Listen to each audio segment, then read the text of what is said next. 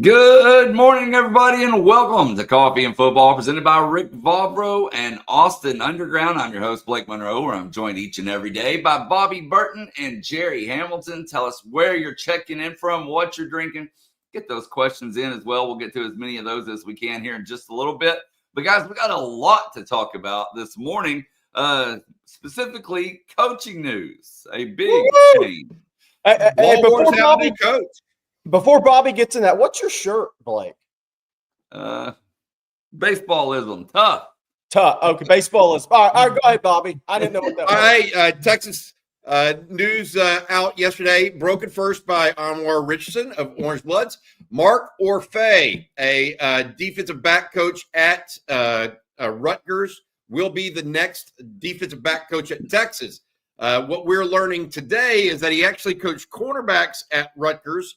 And Jerry Hamilton will have a little bit more about that, but a little bit more first about Orphey himself. He's a North Shore High School graduate, played down at Texas Southern, two-time All-Southland Conference, All-SWAC performer at Texas Southern.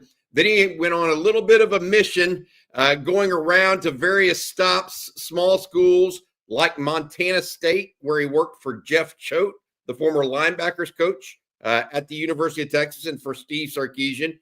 So Mark Orphey was there. Then he went to Utah State, followed by a stop briefly at Alabama under Nick Saban as a defensive backfield assistant. He was a secondary assistant, essentially. Then up to coach for Greg Schiano at Rutgers.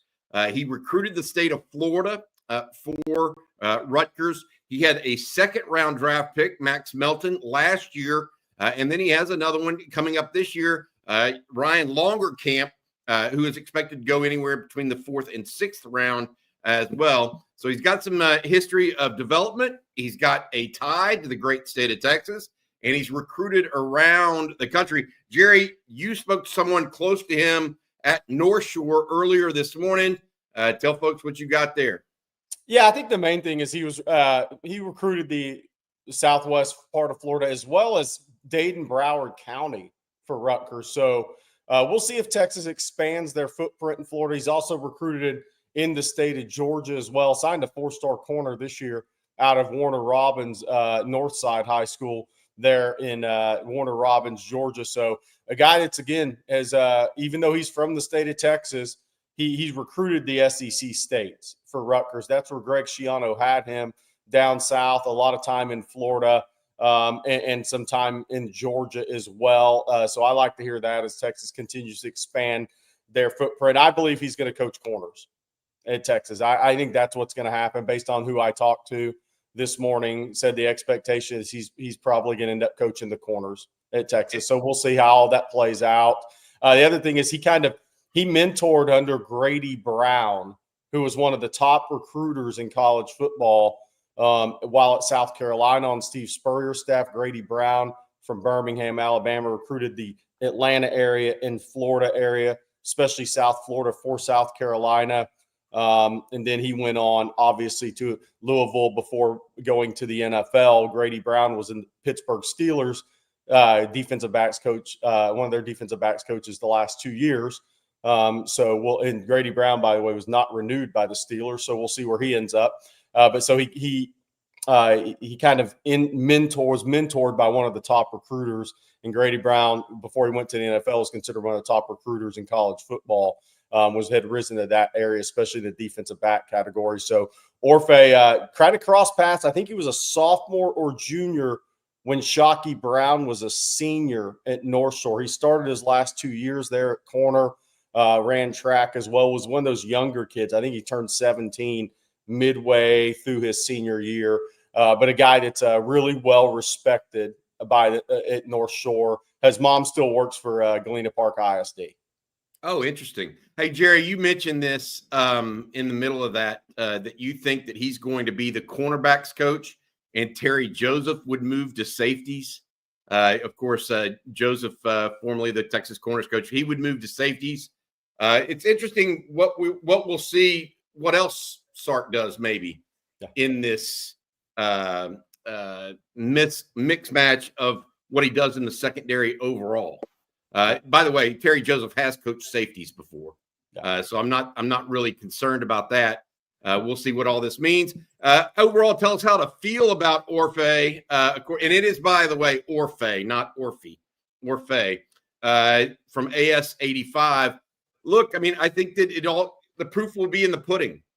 I mean, he's produced some good cornerbacks at Rutgers. I mean, when's the last time Rutgers had a second-round draft pick at corner, right? Well, he had one last year. He's been at Rutgers for 3 years, so he definitely helped develop him. He'll have another one this year that was all Big Ten, not first team, but I think second or third team. So he's done a good job. Now he's coming down to Texas. We'll see exactly how well he's able to recruit Jerry and Blake, and then we'll go from there. So how do I feel? I feel like you give him a chance. Sark obviously feels like this is a good move for what he wants to do with his staff. I think it keeps Texas, the defensive staff, a little bit younger, or makes them a little bit younger too, Jerry. He's 35 or so right now. So he's a younger coach. Kind of that's the same age range that Blake Gideon was at. So we'll see how it goes. But Orphey, Mark Orphey, the new secondary coach at Texas, we believe he's going to be the corners coach at Texas, according to Jerry's reporting. Yeah, so I mean, look, it's as far as the recruiting goes, recruiting's so different nowadays. Recruiting used to be going into every school and recruiting these kids and being the key guy in the recruiting process. And you have to have relationships now. But I mean, I'm not going to BS here. Let's be real. I mean, it's identifying where the players are, and then just having enough relationship to get your foot in the door. But we live in the NIL day and age. So anybody asking, hey, is this guy now going to suddenly go get recruit A or B? I mean, that's where recruiting's different now. They pretty much, if you're from an area, recruit an area, you can identify the players. It helps you get your foot in the door. A relationship's still important, but not an end-all, be-all like it used to be. So I want to make that clear out of the gate. Somebody said, hey, is it going to help with a Devin Sanchez or something? I mean, I don't think that would have made a difference in that recruitment. I'll be real. I mean, but, I think I think he'll do a very good job. I think, again, he recruited the state of Florida and some in Georgia for Rutgers, who has to recruit there to get their skill players from the South at Rutgers. So that's the areas he focused on more so than even the Houston area for Rutgers, who didn't recruit a lot in that area. But recruiting's different now. You got to the job of those guys is to identify those players in those areas they recruit, and you get your foot in the door, yes, but it's just different. A lot of these recruitments aren't just totally relationship driven anymore. It helps, but it's not an end all. Hey, Coach Top has a great point here. Got to keep at least one Texan on the staff. He is the only native Texan on the main staff at Texas right now. So that's a good point. He is the only native Texan from North Shore High School. Again, I think it's a good move in some respects, because I think it keeps your staff relatively young on the defensive side of the ball. It gives you an in, even to Jerry's point, even if it's not, hey, we're going to all of a sudden sign all the top players from North Shore. That's not how recruiting works anymore. But they'll probably have more insight into North Shore, which they lost when they lost Bo Davis, by the way, because he had a lot of insight into North Shore. And that is one of the more talent-producing programs, at least in the city of Houston. So Mark Orphey, going to be, we think, cornerback coach at the University of Texas.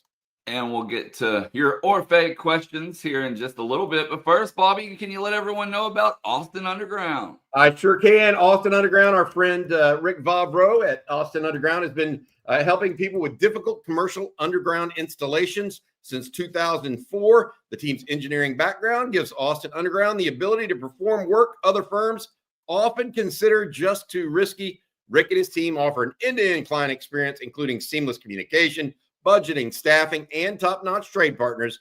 And most importantly, they produce solid quality work each and every time. That's Austin Underground. And I got to tell you, if you're ever out in Jonestown, there's a little bar called the Lone Star Bar. Rick is an entrepreneur at heart. Stop by and say hello to Rick. He's always out there, out in Jonestown, the Lone Star Bar. Hey, by the way, speaking of that, I want to say congrats Yesterday, we offered 2 tickets to the women's game via Adam Lowy, one of our sponsors.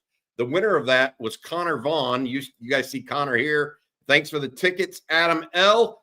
Beat LSU. I think that's a perfect thing to say, and something that we'll get back to. But Connor Vaughn wins 2 tickets to the women's game this weekend, courtesy of Adam Lowy. Congrats, Connor. I want to hit this real quick on DB recruiting. Horn 7 asked this question. We have elite players at many areas, but don't we need a top 1 to 3 ranked DB in the next class? I mean, Texas signed the number 1 ranked safety in the country in Jonah Williams, and Cade Phillips is a 5-star, top 2 or 3 corner by some people in that class. So they did that in the last class.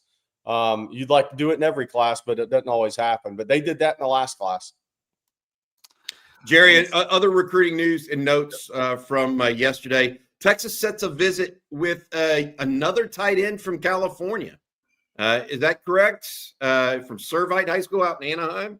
Yeah, Luke Sorensen. He was a guy that Texas, Jeff Banks was in the last couple of days, last day or two of recruiting for Jeff Banks on the road was in SoCal. He went to see Mark Bowman, went to Mater Dei. He also went to Servite to see Luke Sorensen here, who we see who's listed at 6'4", 240. Texas offered him January 31st. He has a June 20th official visit date. He has picked up a ton of offers. He really wasn't on the recruiting radar for teams outside of California starting his junior season. He got onto that radar and picked up about 20 offers, I think 19 offers since the start of the 2024 season. He's going to officially visit UCLA in May, Florida that first weekend in June, A&M June 6th, Miami June 13th, Texas June 20th. If USC offers him, they haven't offered yet, but if they do, they will immediately be in the mix as well. But a guy that when colleges are out going to see Mark Bowman and seeing other kids in SoCal, Luke Sorensen really popped up on the radar for these colleges, and he's become one of the more highly recruited tight ends on the West Coast, and he is scheduled to come in on June 20th, and that makes 3 tight ends that will officially visit Texas thus far in the 2026 class, and that's up to 23 confirmed official visitors. For those kind of wondering why I throw that number out, last year in June, Texas had 41 official visitors in June. They ended up with about 48 to 50 official visitors for the cycle, but 41 official visitors in June. So Texas is more than halfway there right now. The question is, will they get up to 42, 43 OVs in June in this cycle? And it sure seems like they may be headed there. We'll see. But because there's a number of guys that could go down a list that still have OVs to set up, and that number is going to get you right around 42, 43 if all that happens. Hey, Jerry, one of the things I noticed about your reporting on this young man, only 15 catches last year, but it plays into what we've been talking about here this offseason. He plays so many other sports. You said he wrestles? At some point in high school, he wrestled and played baseball. I don't think he plays baseball as much anymore, but so at some point through his high school career, he competed in 3 different sports.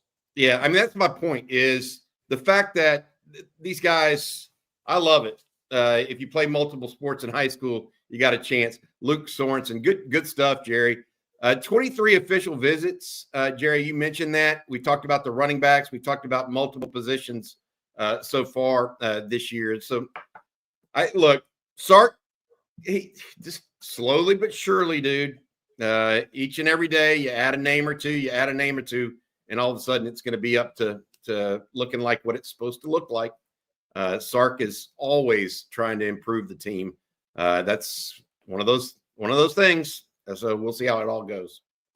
Is Texas trying to go after a 2 tight end class? To be determined, I think there.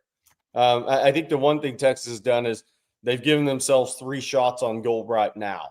So we'll see where that goes. But I think I lean to 1.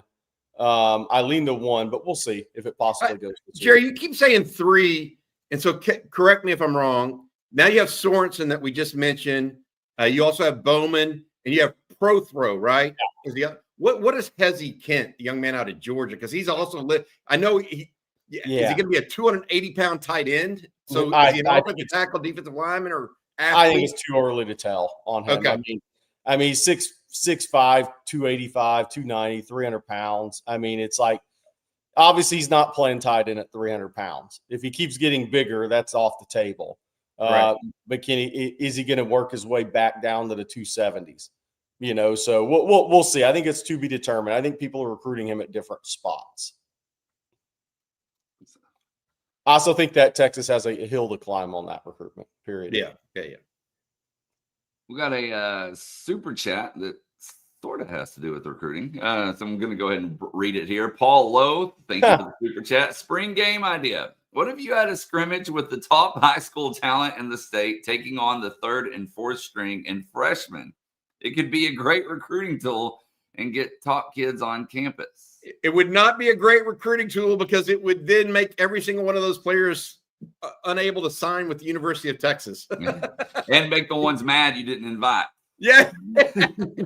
Well, the reason why, Paul, that would just be against NCAA rules. It would be against UIL rules, by the way, in the state of Texas, the governing body for high school athletics. Look, they need to do something about the spring game, because I read another article, Jerry, yesterday, and I'm sure you've seen it too.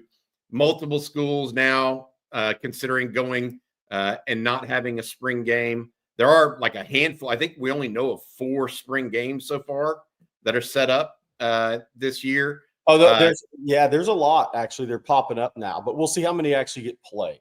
Yeah, exactly. So Steve Sarkisian a little ahead of the game here, saying that he may not have one.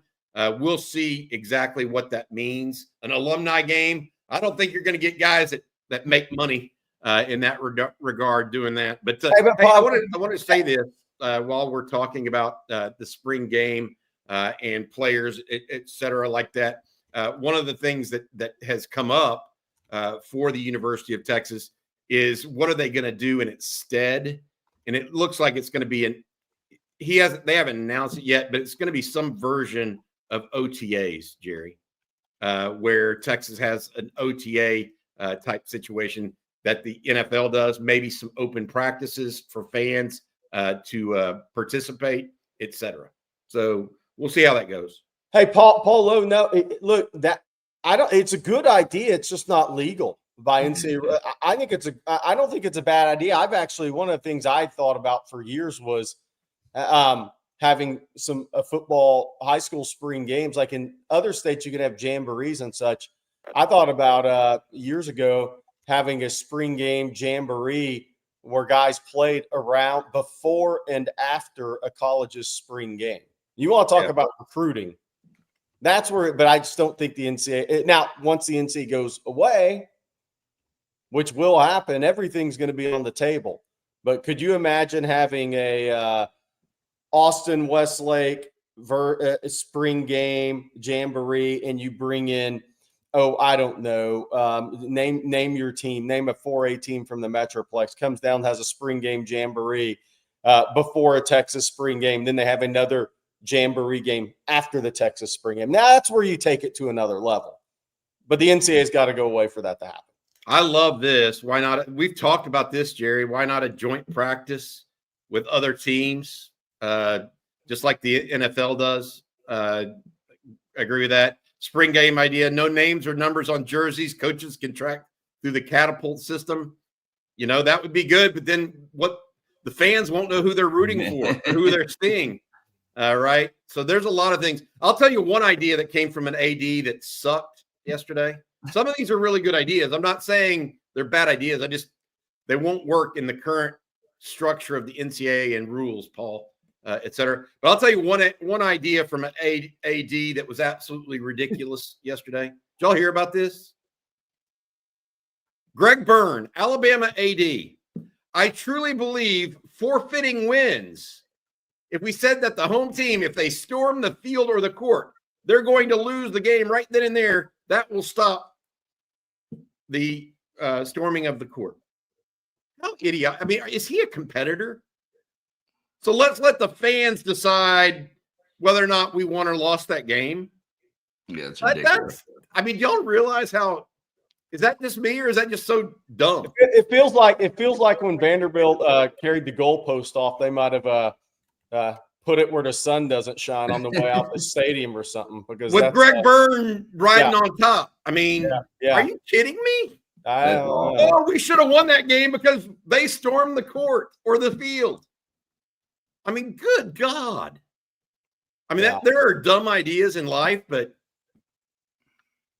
if you're a competitor, if you've ever played a sport, what are you supposed to say? I mean, look, I know where it comes from, but it's stupid. I mean, if you pay your fine, you pay your fine. You know, and I get it because everybody's talking about Kyle Filipowski when he almost hurt his knee. I think it was it Clemson game a couple of years ago when he almost hurt his knee. I get what people are coming from, but I mean, forfeitures, come on. I mean, college kids have, I mean. Hey, I'm sorry. Maybe don't take a game-winning field goal. Maybe don't take a game-winning field goal, but, 100 kids just stormed the field, so we lost.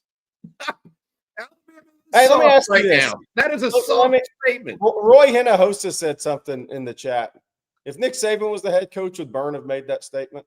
God, no. He didn't talk when Nick Saban was in the. And y'all know I like Kalen DeBoer as a fan, but I, as a coach, I'm a big fan of DeBoer. I think he'll do well, but I don't think that statement would have been made if Saban was the head coach, or it'd have been retracted about 3 seconds after it was made. Team wins. Imagine a team winning by 20 points and the fans storm the field. Nope, you lost. We're going to show you. They'll stop storming the court that way. I mean, what is sports about? I agree that some level of it is probably unsafe, but storming the field, that's a good thing at some level. So this is what the Texas basketball student section should do. They should wear They should have Alabama shirts in their pockets. And if Texas beats Kentucky Saturday, storm the court with Alabama shirts on. That's what they should do. Yeah. All right. Well, moving on, fellas. Joel Klatt yesterday with Fox Sports put out a new mock draft, and I thought we would take a look at it because seeing this in more and more mocks now, Jahdae Barron being the highest Longhorn taken in his mock draft, obviously, that he has them going to the 49ers. That sounds like Rod Babers and Shanahan have been having conversations to me, but keep going. So 49ers at 11, Barron, and then Banks going to the Seahawks at 18. That would be the Seahawks taking Longhorns back-to-back years in the first round. Yep, definitely. And then last but not least, Pittsburgh Steelers at 21 taking Matthew Golden. So he has 3 Longhorns in the first 21 picks. Man, Golden moving into how about that? Who had that on their bingo card? The Klein Kane coaching staff in high school. Yeah. They thought he was the best player on their team. Yeah. Same team with Jaden Blue. Yeah, that's crazy. That if you go back and think about it, everybody thought Isaiah Bond would be the first-round draft pick, and he was scheduled to be, Jerry. He's the one that had the speed. He's the one that made the catch in the back of the end zone against Auburn. Played in big-time ball. And here's the fun thing about these mock drafts, because the reality is if Isaiah Bond goes and runs 4.27 at the combine and crushes the gauntlet drill, he's going to start getting mentioned again. Yep. And if Matthew Golden runs 4.49, people are going to be like, well, we'll see. Even though Matthew Golden's a really, really good player. So much to kind of play out with this NFL combine. Texas still hasn't put out their combine list. A lot of schools, of schools have. Yeah. Hey, speaking of the draft, here's a good question from Heoli Frioli 93. Can y'all explain in more depth why Will Campbell out of LSU is a better tackle prospect than Banks? I keep seeing him projected higher, which I don't believe he is. I haven't watched enough of Will Campbell to tell you that. I mean, I wish I could comment expertly on it, but I haven't watched enough of it. I just know this, and I wrote this. I said this to Jerry and to Blake. I love Jahdae Barron as a player and as whatever. if he goes higher than Kelvin Banks in the NFL draft, I think the NFL team is making a mistake in the first round. I think Kelvin Banks is the best player on the Texas football team. So not a knock at all against Jahdae Barron. I'm just telling you, if Kelvin Banks is not the first Longhorn taken, I think somebody is reaching for a positional need. That's how I would say that. So take it or leave it. I love Jahdae, but man, Kelvin Banks, the mentality that he's had from day one, the strength he has, I think he's a 10-year NFL guy. I really do. As long as he stays relatively healthy, 10 to 12 years in the NFL. I mean, good play. He's going to start for that period of time, whether it be left tackle or right tackle. I have a hard time saying anything. But I can't compare him, Jerry, to Will Campbell. You may know Will Campbell a little bit better than me because you saw him out of high school more. Yeah, I mean, look, it's really good to the eye of the beholder. I mean, Will Campbell's got a bigger frame. I mean, he's a bigger frame guy, and so it's going to be could be scheme dependent, could be need dependent. Look, Will Campbell, when he was coming out of high school, so he's already kind of passed the test that people wondered about, and I'm talking to college coaches I talked to about him. They weren't sure he was a tackle or a guard coming out of high school. So he did pass the tackle test in the SEC, and he did it pretty well. And Dylan Jester says his stance kind of funny, but he did pass the tackle test, and he's strong as an ox. Now, I mean, that guy's got a lot. He's got a lot of strengths to him as well. I think it really just it kind of comes down to scheme, eye of the beholder on that, and just comparing two guys. But Will Campbell's a solid player. There's no doubt. He's got a lot of power in his game.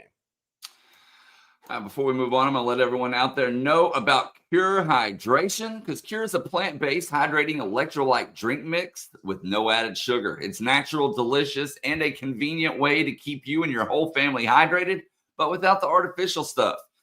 And it's made with clean ingredients, which means you can stay healthy, stay energized, but without the crash. It's doctor approved and safe for the whole family, from adults to kids, ages 1 and up.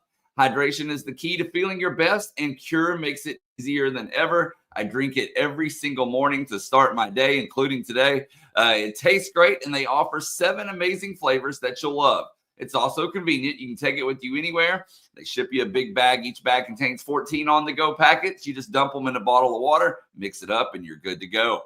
Hydration goes beyond just drinking water. It's about replenishing the electrolytes that we lose through sleep, sweat, alcohol, and daily activities. Water alone isn't enough to do the job. That's why you need to try Cure, the electrolyte drink mix that tastes as amazing as it makes you feel.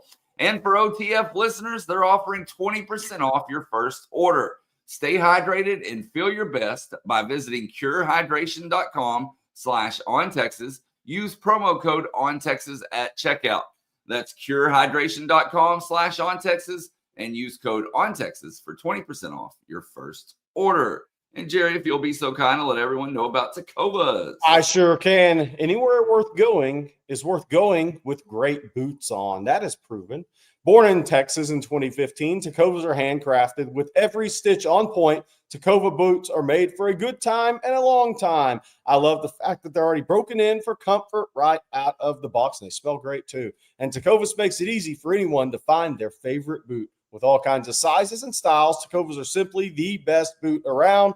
I really like that they can either be your daily boots, or you can feel dressed up with them as well. Right now, get 10% off at tecovas.com/Texas football when you sign up for emails and texts. Again, that's 10% off at tecovas.com/Texas football, all caps. With Tecovas Best in the West guarantee, you get free returns and exchanges for 30 days. They make me read it. You won't need it. Again, tecovas.com/Texas football. See site for details. Point your toes west. There you go, Jerry. Point them west. All right, we got a lot of questions to get to, but first I want to get to this super chat here from Jack. Thank you, Jack, as always. He says, who do you guys consider the smartest Texas quarterback ever? I think Arch can be the top all time, considering he graduated top of the Manning Academy. Wow. That's a tough question. So as a player, I would say Colt McCoy in the modern era. I don't think I really actually don't think there's any doubt about that, about who the smartest QB ever is at Texas in the modern era. Now, if you're talking about off the field of play, it might be somebody else that, is a, budding scientist or something like that. I don't know. But on the field of play, I think it's Colt. Do I think Arch could be there? Yeah, I do. But we'll have to wait and see. But Colt, for me, was incredibly intelligent. James Brown, really bright. Major Applewhite, a head coach now in college football, really bright. That's a good one for Chris Sims, really bright. But if you ask me who put it into action the best, his ability to process and then go out there and perform, it's Colt McCoy. For me. Jerry, Colt McCoy, Blake? Maybe Major Applewhite. Okay. He did more with less than anybody. Yes. That's for sure. Yes. And no offense to Major, but he even says himself, I wouldn't recruit myself these days. He wouldn't recruit himself. I've heard 3 coaches say wouldn't recruit me. It was him, Will Muschamp, and Kirby Smart. We have another super chat from Connor Vaughn. Thank you, Connor. And again, hope you enjoyed the tickets. Which team is the best fit for Quinn? I say the Rams, then the 49ers, then Miami. But what say you? Somewhere where he can sit and get bigger physically. I still think he's got some growth to do. I mean, he's only 21 years old, guys. I think he's got some growth to do physically, Jerry. Yeah. What do you think? I mean, yeah. I don't know about a fit. I mean, that's somebody else's combo, but I agree. He needs time. So that means, a fit would be, Connor, someplace where there's a starter and he ain't got to worry about trying to go start or compete for the number 1 job right away. So don't send him to someplace that doesn't have a quarterback. Yeah. The Browns.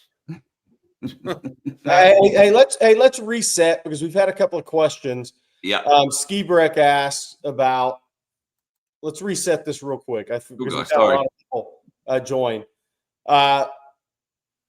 Morning Horns back home. How do we like the North Shore safeties hire? Mark Orphey we're talking about here, and then there's another question from Dave Ashley, which we'll get to. Look, I spoke with somebody this morning. The expectation is he's going to be the corners coach at Texas. But I think, look, he's from North Shore. He played at North Shore. He started 2 years at North Shore.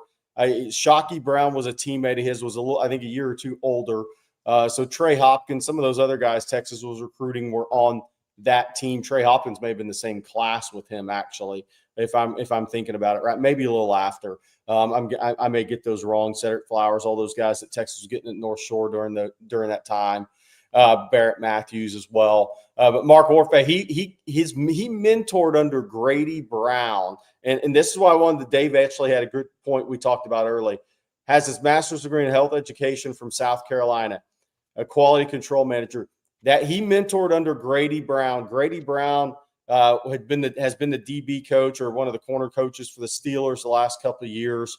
Is now a free agent, by the way. And Grady Brown was a coach at Texas Southern. I think he coached Orphey. Grady Brown then moved up to Alabama, then Alabama State, then South Carolina, where Grady Brown recruited a lot of those top DBs from Florida and Georgia for Steve Spurrier at South Carolina. And Orphey was his assistant there at South Carolina. So he mentored under Grady Brown, who at the time kind of earned a reputation and went on to Louisville as one of the best recruiters in college football before going on to the NFL. But that is the connection there. He mentored up with Grady Brown. Mark Orphey has been at Rutgers prior to Texas, was recruiting Southwest Corridor of Florida, parts of Dayton, Broward County, as well as South Georgia and maybe a little in Atlanta for Rutgers. who has to have 2 or 3 guys on their staff recruiting those 2 states to get enough skill players. That's where Rutgers has always gone for their skill talent. They've signed guys out of Jacksonville, Tampa, all those areas in Florida, Orlando over the years, as well as in Georgia. So Orphey was recruiting Southwest Corridor, Florida, some in Dayton, Broward, some other spot recruiting in Florida. If there was a corner he liked, into Georgia. He signed a 4-star corner out of Warner Robins and South Side there in Georgia. So, military base area, Warner Robins, there in South Georgia, or an hour and a half south of Atlanta. So those are the areas he recruited at Rutgers.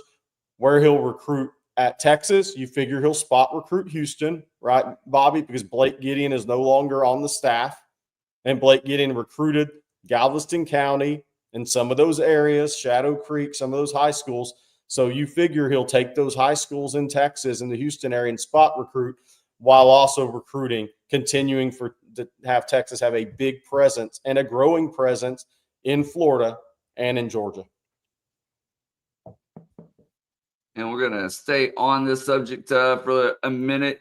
Jago, I hope I'm saying that correctly, with the Mike Orphey hire, is there no more interest in the Notre Dame defensive back coach? They always seem to have a great defensive back room, so I would love for Texas to get him.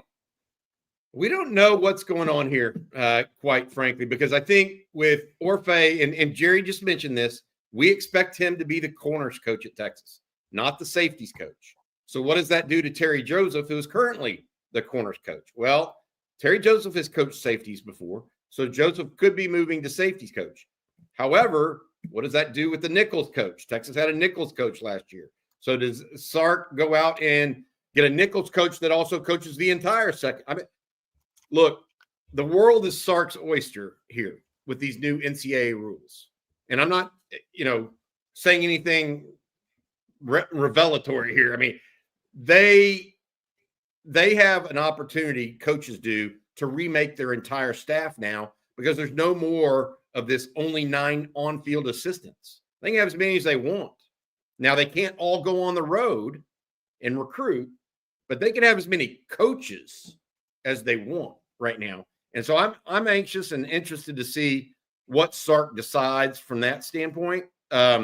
It's just like they can decide how to handle spring practice differently than they have before as well. And so we're entering a new phase of college football, and what that means and what that looks like, I'm not sure.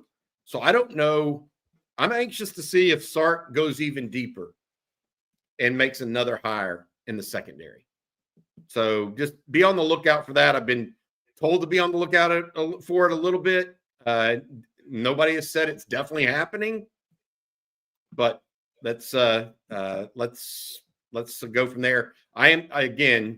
We believe Orphey is going to be coaching the cornerbacks as of now. And look, could that change? We'll see, but that's what we're told. Yep. There you go. Okay, and then our next question here comes from, if I can get this working, Brandon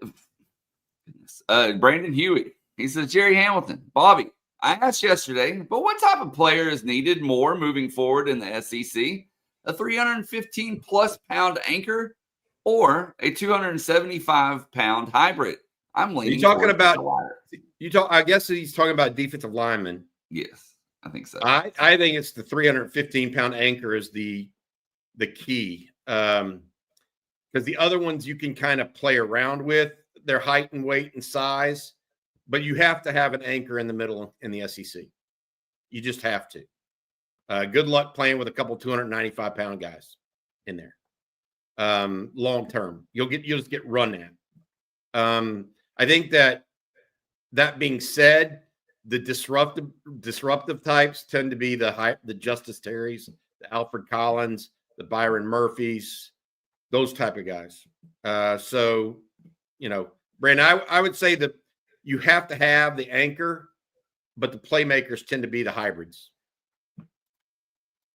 And I think one of the things that's interesting as you ascend as a program is you go back to a guy like Byron Murphy out of high school.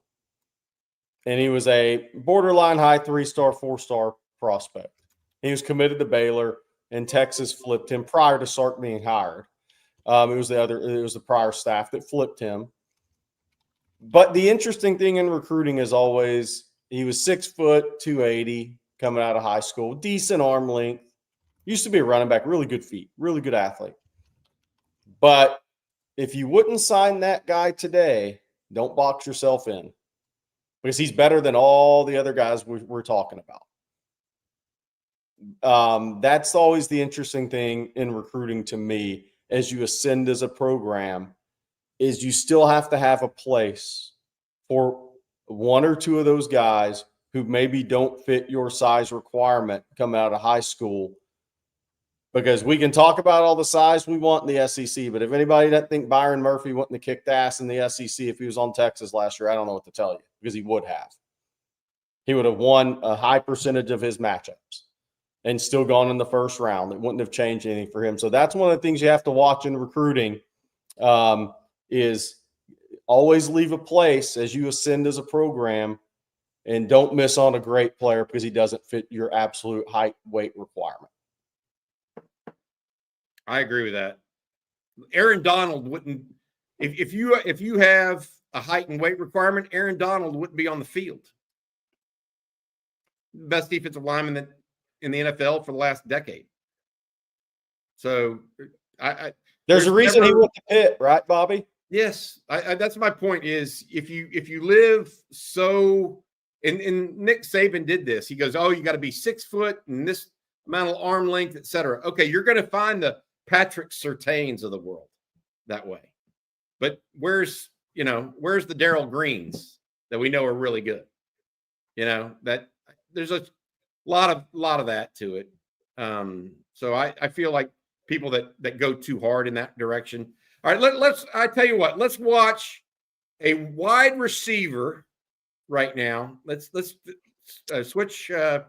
So just his junior year huddle of don't say anything. See if you would take this guy as a junior off his junior film. For those watching, would you take this guy off his junior film? Looks pretty fast, but doesn't look like unbelievable fast or anything, right, Jerry? Yeah, let's see as it moves along. Yep.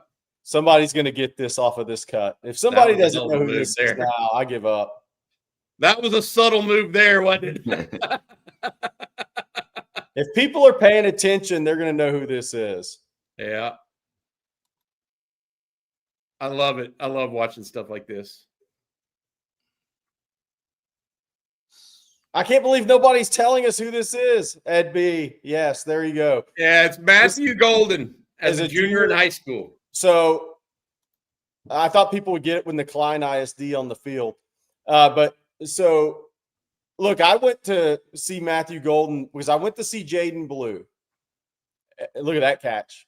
He made that catch at Texas this year, by the way. Yes. And I went over there a couple of times to see Jaden Blue, and I knew Golden was a pretty good player. And one of the questions I always ask the coaching staffs when I'm there, who's the best player on y'all? Who's the best player on your team? Not best prospect, highest ranked guy. Who's the best player on your team? All of them said Matthew Golden was the best player on their team. And Jaden Blue was on that team, and there were a couple other Power 4 guys on that team. To a man, they said Matthew Golden was the best player on their team. And it's funny how a lot of times with those guys that see him every day, they're around him every day, it kind of seems to work out that way, doesn't it, Bobby? I mean, and this is a guy who played this. Obviously, this is wide receiver tape as junior. Texas did not offer him until his senior season. They tried to get in on him late. They offered him, but I think it was more of a soft offer than a we're all in offer. They offered him. They liked him on senior tape, but they never really went all in. He came down to Houston, TCU, Wisconsin, Arkansas. He's originally, for those that don't know about Matthew Golden, he's originally from St. Petersburg, Florida, that same area that Amari Nyblack is from. Moved to Texas, I think, in 7th or 8th grade. So he grew up in Florida, then came to Texas at end of his middle school years, and then became what he was. Super tough kid. What the Klein Kane staff said about him was the most competitive guy on their team. Isn't it funny how that always follows, Bobby? Yep. When you ask that question, who's your best? Why is he the best? He's the most competitive guy on our team. He will do anything. He was a punter. He would return kicks. He'd play wildcat quarterback. They could toss sweeping the ball at running it. He would go play safety in a pinch. He literally did anything they asked him to do to go try to win a football game.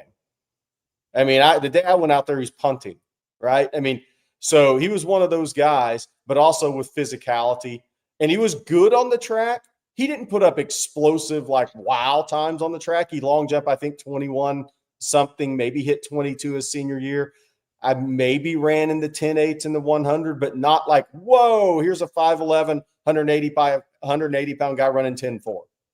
But what this guy is a very instinctive, pure football player who's a route-running machine and understands how to separate and can adjust his body in a pinch to the ball. He's got really good peripheral vision. He's got really good subtle moves is what he has, in my opinion.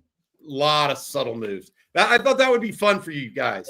Taking a look at somebody that's getting a lot of first-round grades, go back and look at their high school junior film and what they look like. So when we show you guys film here, that's what they look like going forward. You'll kind of notice some similarities across the ones that make sense for you and the ones that don't. Hey, I want to say thank you to one of our sponsors. Time for a little sponsor break here. That is Babbel.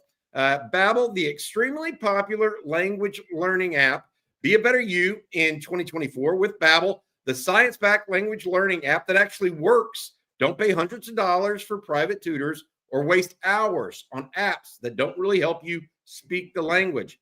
Babbel's quick 10-minute lessons are handcrafted by more than 200 language experts to help you start speaking a new language in as little as 3 weeks. More than 16 million people have already used Babbel. I've been using it to improve my Spanish. Let's get more of you talking in a new language. Babbel is gifting our listeners 60% off subscriptions at babbel.com/ontexas. Get up to 60% off at babbel.com/ontexas, spelled BABBEL.com/ontexas. Babbel.com/ontexas. Rules and restrictions may apply. More than 16 million people have used and trust Babbel.com. And now's a great time to tell you about Rocket, because you sign up for something, you forget about it after the trial period ends, then you're charged month after month after month. The subscriptions are there, but you're just not using them. Don't worry, you're not alone. I do it. Everyone else does it too. In fact, over 85% of people have at least one paid subscription going unused each month. Thanks to Rocket Money, though, I can see all those subscriptions in one place and cancel the ones I'm not using anymore, and now I'm saving money. Rocket Money is a personal finance app that helps find and cancel your unwanted subscriptions. They monitor your spending and help lower your bills so that you can grow your savings. The subscriptions part is absolutely awesome. You see all of them in one place. You know exactly where your money's going. For those that you don't want anymore, they'll help you cancel them. It's very easy, very convenient. Rocket Money has over 5 million users and has saved a total of $500 million in canceled subscriptions, saving members up to $740 a year when using the app's premium features. Cancel your unwanted subscriptions and reach your financial goals faster with Rocket Money. Just go to rocketmoney.com/gameon today. That's rocketmoney.com/gameon. rocketmoney.com/GAMEON. I got a little trivia question for the chat. Last 8 Super Bowl champion teams, their quarterback, the winning quarterback, how many were from the state of Texas? Last 8. And how many did Texas offer? Well, that answer is easy. Shit. 1. Hey, all right, we're going to take a look at one more junior tape. Are we not, Blake? We are. This one is interesting. But I need to fast forward it for just a second so it doesn't give it away. So there we go. This one should be very easy. All right. If somebody didn't get this in the first 2 seconds, I'd be shocked. That's a big body moving. Big body moving. But big body moving, but I'd like to see Alfio's comments on this guy. That everybody knows that is Kelvin Banks. But here's the thing. He improved greatly from junior to senior year. So if you guys have time, this is him as a junior. But go watch him as a senior. If you really want to have fun with some of this stuff we're doing, watch this junior tape and then go watch John Turntine's junior tape right behind it. You see that footwork when he's pulling for a guy he's so well coached. Big as he is? It's yeah. ridiculous. It's ridiculous. It's like he's pirouetting and he's 300 and something pounds. He got a lot more physical as a senior. If you look at his tape from junior to senior year in the run game, not that he wasn't physical, but he took it to another level because he played for lifetime Longhorn Kenny Harrison, the head coach at PA at Summer Creek, used to be at PA Memorial. Really good offensive coach, good offensive mind. Those guys are always really good in pass pro there, and Kelvin was ahead of it in pass pro, was well coached there. But he really, not that he wasn't a physical player, but as we see with a lot of these guys from junior to senior year, they get a lot more physical. I don't know, is it confidence? Is it a year older? Is it continued strength? But he was even a much more physical player as a senior than he was as a junior in the run game. So that's Kelvin Banks as a junior. Guys, just we like to take a look at some of these guys right now, especially ones going into the NFL draft, and just see how much better they move, how much stronger they are, the gains they've made. And then in the case of the Matthew Goldens, the guy that wasn't nationally recruited who may end up being a first-round pick. There were some people out there saying, oh, he can't be a left tackle in college. I remember that. I was like, what are you talking about? Hey, the other thing I would say, that the one play on this highlight that reminded me so much of one of the things, my fondest memories of Kelvin Banks is actually not the inline blocking that you'll see from him. It's the Sark screen, where it's the reverse screen and he's the guy, the kick out block to the weak side defender. And he did that in one of these. It was an incomplete screen pass, but he still got to the guy. That's going to be one of my lasting memories of Kelvin Banks in a Longhorn uniform, is actually his ability to get to that and really kick that guy out on a Sark screen and kind of knock him out of the play. Goodness gracious. He was always really talented, right? He was ranked as a 5-star player, but he had a different anger to him in the run game on contact as a senior. It was just. Let me ask you this, Jerry. What is that? What are those two films? What do you learn from those two films? Well, I mean, if you stack them together, and now you see them as first-round draft picks, is it the competitiveness? Is it the athleticism? What is the commonality there for you? Well, with Matthew Golden, he was in that class that had a ton of really highly ranked wide receivers. So I was part of national rankings at On3. We actually ranked him in the top 150 in the country. We had him really high because I went out and saw him. I was like, the kid's just I can't tell you what's going on with this recruiting. It's not my job. It's the college coach's job, but I know the kid's a tremendous player. He was in that class that had all those highly ranked wide receivers in the state of Texas, the Jordan Hudsons and all those guys, right? And there was some extreme talent, and a lot of them haven't panned out for, I think, just don't love the game. NIL there were some really talented kids in that class. Matthew Golden wasn't the tallest guy. He wasn't the biggest guy. He didn't have the fastest track times. But what Matthew Golden had for me was really good ball skills, really good peripheral vision. I felt like one thing I felt about Matthew Golden, watching him in person, whether it was at Wildcat quarterback, whether it was at wide receiver, whether it was in the return game, he always seemed to see things a split second earlier out of the corner of his eye.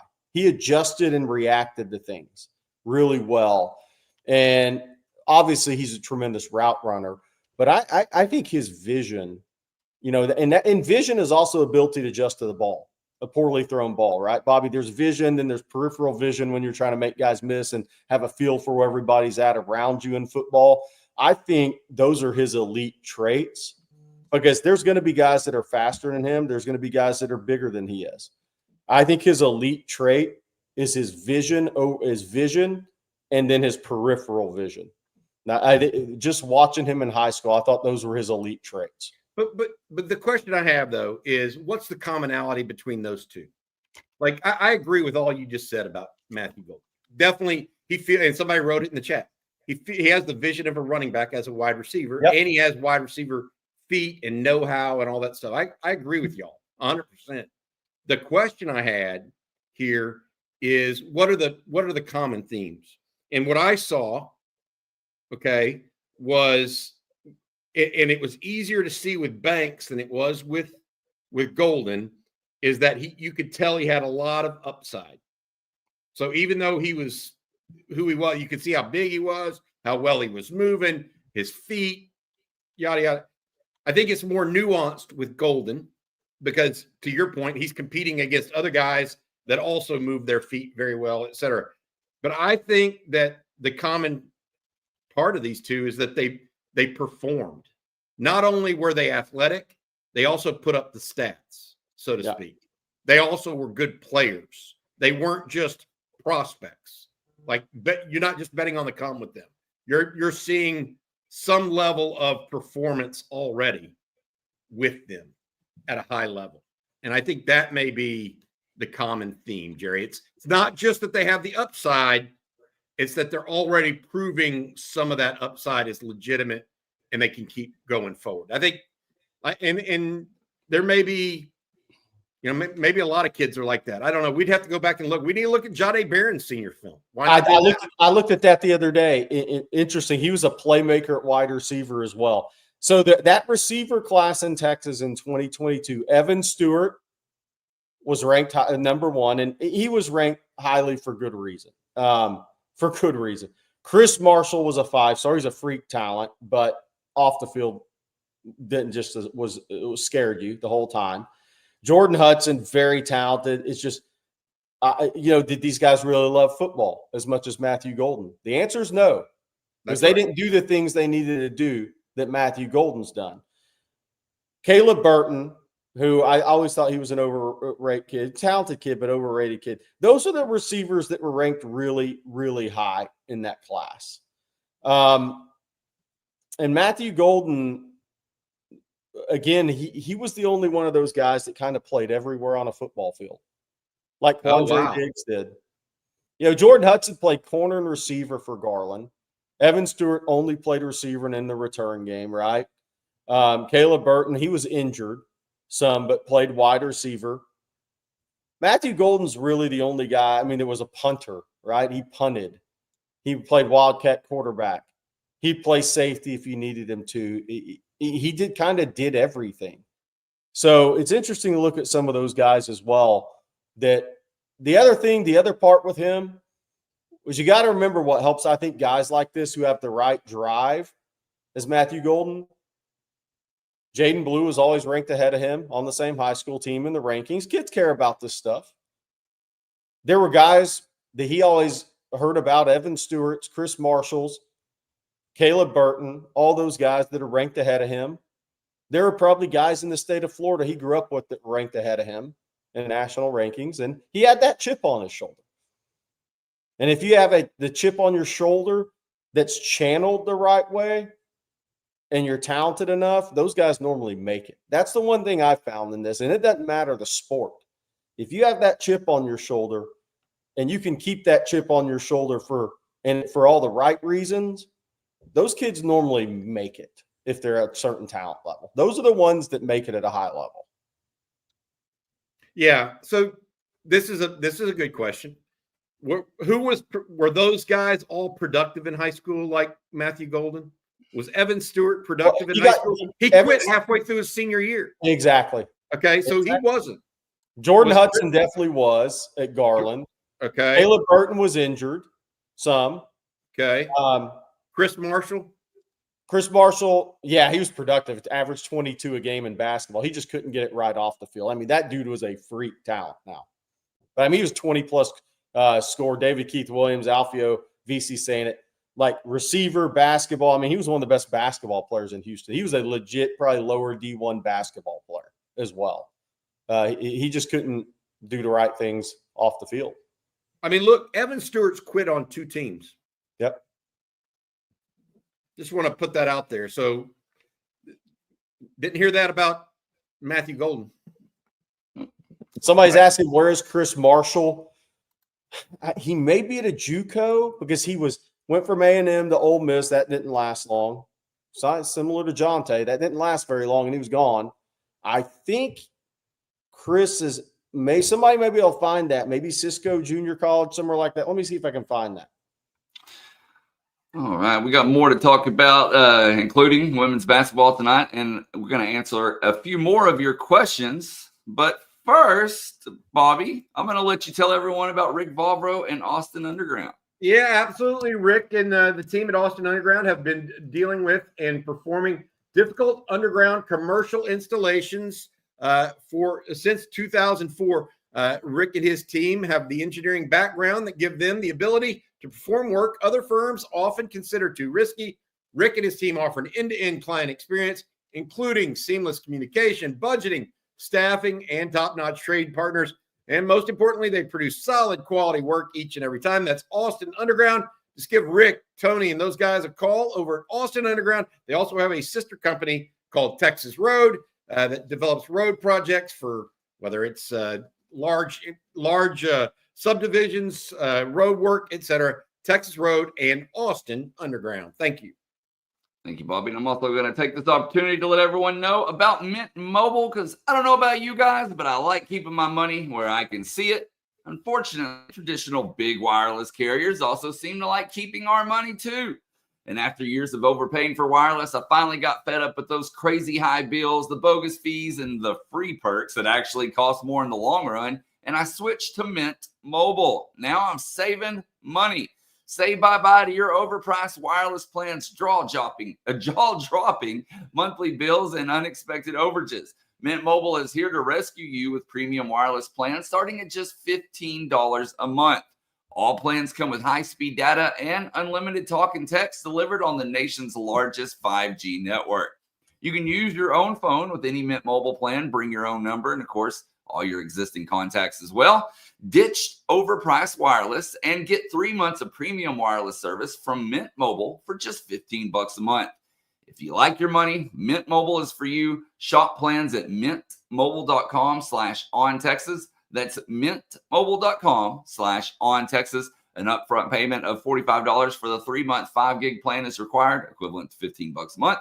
New customer offer for first 3 months only, then full price plan options available. Talent, taxes, and fees extra. See Mint Mobile for details. Jerry, so to answer that question, Chris Marshall was at Kilgore JUCO for a split second. He is on Boise State's roster. I believe he might have got hurt this year, though. So, hey, Jerry, I pride myself in knowing a little bit about the Longhorns and, where they're from and all this stuff.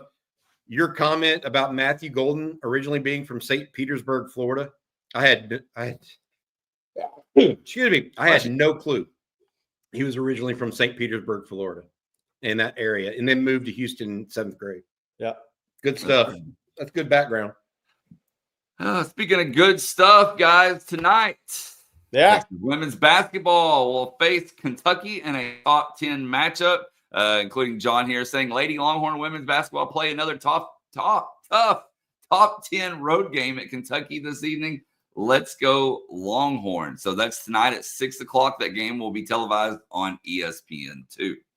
Look, what the win over South Carolina did was, as long as Texas doesn't stumble down the stretch, I think they're going to be a 1 seed in the NCAA tournament. Now, you can't lose 2 games down the stretch here and go out early in the SEC tournament. But what that win over South Carolina did was really – and Texas doesn't have to go undefeated. They can lose another SEC game, but they have a really good shot as long as they advance in the SEC tournament of being a 1 seed. And I do think that's important. I think 1 or 2, right? Some people say, why does it really matter? I think it's important. But I think Texas has a really good shot to be a 1 seed right now after that win against South Carolina. And if they handle business tonight, then you have LSU coming into town, which would be a huge game on Sunday. I can't wait to see what Kim Mulkey wears for that game because she doesn't like the Horns, baby. She never has, but dating back to her time at Baylor. So if you want to boo somebody, that's your person this weekend. Not There you Rod. go. Not I think Rod. it goes. I think it goes further back than Baylor. La I think it Tech. goes all the way back to La Tech. Louisiana. La Yeah. Tech, when Texas was the team in college women's basketball, and Louisiana Tech had a great squad as well. I think it goes further back than just her time at Baylor. Real quick, just a reminder: we had that ticket giveaway yesterday from Adam Lowy and the Lowy Law Firm. Connor Vaughn won that.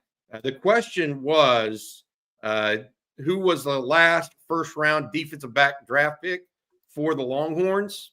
It was Kenny Vaccaro, and Connor Vaughn was the first to answer that, so he got the free tickets to Sunday's women's basketball game against LSU. Now would be a good time to answer the question I asked the chat earlier. The last 8 winning quarterbacks of Super Bowl teams, 6 of those 8 were from Texas, and that includes Mahomes 3 times, Jalen Hurts, Matthew Stafford, and Nick Foles. So Texas offered 1, Matthew Stafford. They were never. I did this to make Bobby cringe, like I normally do everything. Time for a joy mode read. Yeah, Matt Stafford was the only one Texas offered, and he wasn't going to Texas because his dad and Mark Richt coached together at FSU. His dad was a swim coach, so that was never going to happen. They're best friends. So you have Jalen. The last 4 Super Bowl winning quarterbacks are from Texas: Jalen Hurts, Mahomes, Stafford. Then there was Brady, then Mahomes, Brady, Nick Foles. Those are the last 8 Super Bowl winning quarterbacks. 2 Austin Westlake quarterbacks have won Super Bowl championships. Neither of them were offered by the University of Texas. Yep. I mean, I don't know what to tell you. I mean, if you want to talk about a lost decade of my Texas fandom, that's what we're dealing with. I still to this day can't believe they didn't offer or didn't push for Jalen Hurts. I mean, just especially at the time. Especially at the time, it was. It's one thing if he's coming to class after Vince Young, right? Or Vince Young's on your team, but at the time, it was. I mean, the thing about Hurts is this goes back to the Matthew Golden stuff, Bobby. You go talk to North, like how many times have I been to North Shore in the last 2 decades in this business? 300? I don't even know. So I've known those guys a long time. Some of those guys that have been there a long time. And they still tell you Jalen Hurts winning that district at Channelview may be the greatest accomplishment they've seen in that district all the years they've been at North Shore. Because Channelview hasn't won it since. And Hurts' dad's still the head coach there. Great guy. Avian Hurts, a great guy. Used to be at Baytown Leander Dick Olin years ago. But they don't have the manpower to go compete against North Shore and Tascasita and Summer Creek. Not even close. They don't have the horses to compete. They won district with Jalen Hurts at Channelview. And North Shore was really, really good then, too. It's not like North Shore was down. That it's similar to the Matthew Golden stuff with Jalen Hurts. Mm-hmm. All right, we got some super chats we got to get to, guys, before we get out of here. Trace Little has missed the program for the last few days. I'm back, baby. Hashtag free Bobby. I'm free, man. I'm free. And then Jack, thank you as always. Again, how influential is Sark in tight end recruiting, given his opinion of the importance of tight ends? That's a fair question. Maybe we should ask Jason Washington that question. I mean, frankly, I think that Banks does a lot of the recruiting of the tight ends, but I also think that the performance of tight ends at Texas plays a role in that recruitment, right? So you can now look at Jatavian Sanders' role for his previous 2 years, Gunnar Helms' role this year.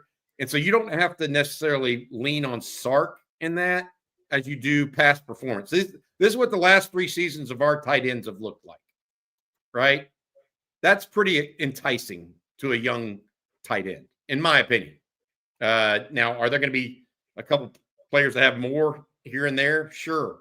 But would I say in the last 3 seasons, Texas has one of the most attractive, 5 most attractive tight end rooms in the country? Yeah, I would.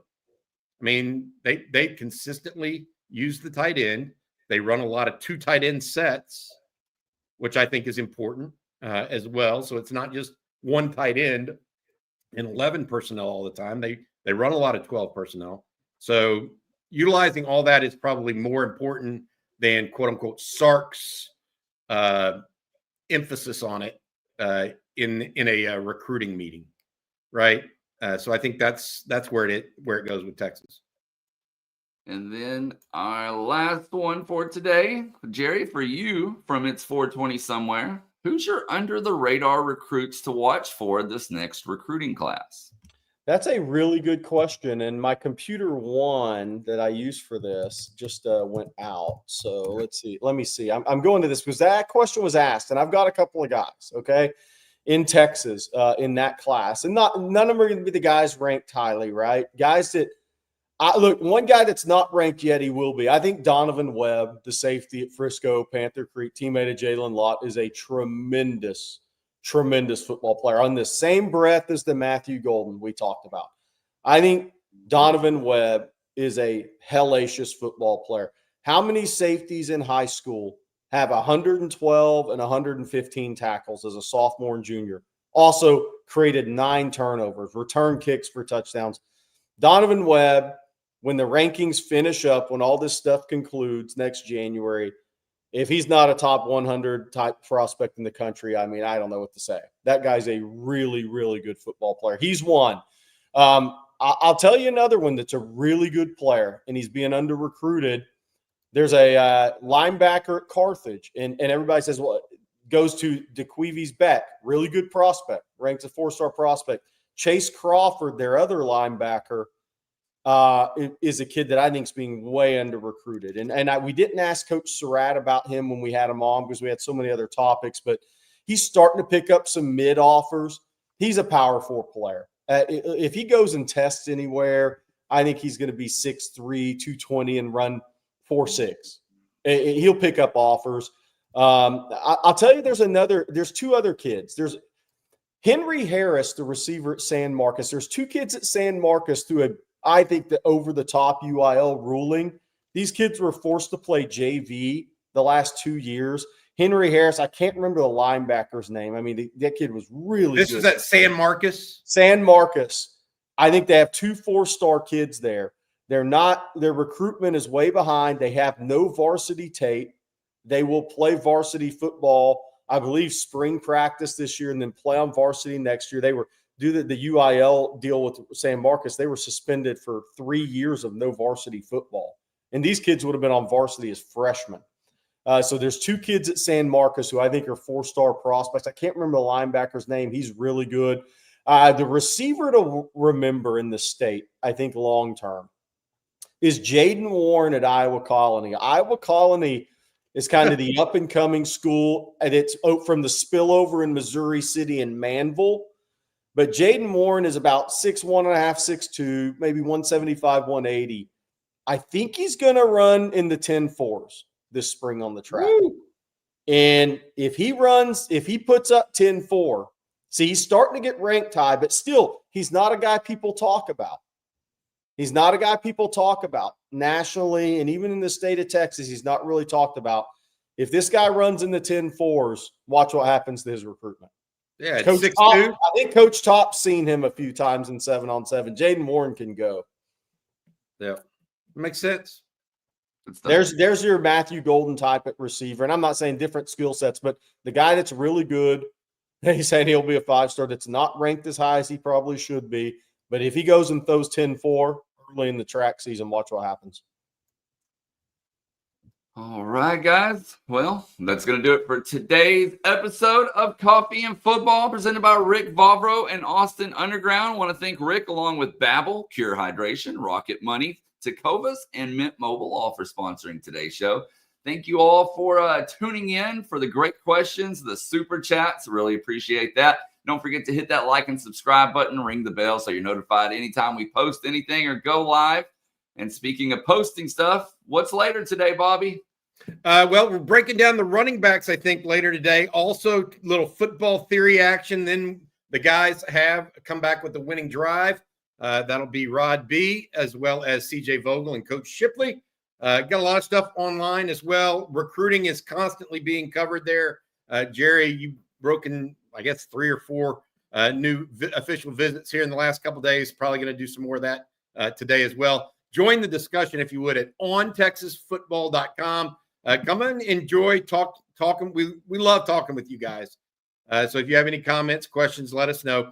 You can get a subscription, not free, for $49.95 for 1 year. That's $10 off the regular subscription rate. Use the promo code OTFOG when subscribing. That's OTFOG. Make sure you press the apply button to get that great rate. All right, well, we will be back same time, same place tomorrow. Hope you all have a great day today. So for Bobby Burton and Jerry Hamilton, I'm Blake Monroe, and we'll see you then. Hook 'em.